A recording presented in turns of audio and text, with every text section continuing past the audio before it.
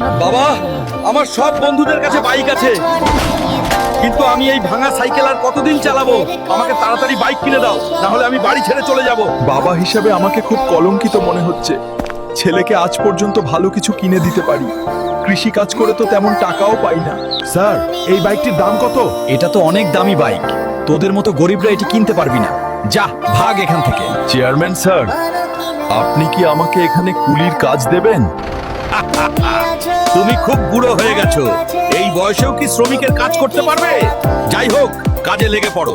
যত কষ্টই হোক, ছেলেকে তো বাইক কিনে দিতেই হবে। কি হয়েছে চাচা?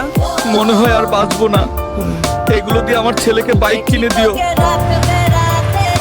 এই হাল, তোর বাবা এই বাইকটা কিনে পাঠাইছে, তিনি কাজে ব্যস্ত তাই আসতে পারেনি। বাইক চালানো যে কত আরাম, বাবা যে কেন আগে বাইকটা কিনে দেয় নাই।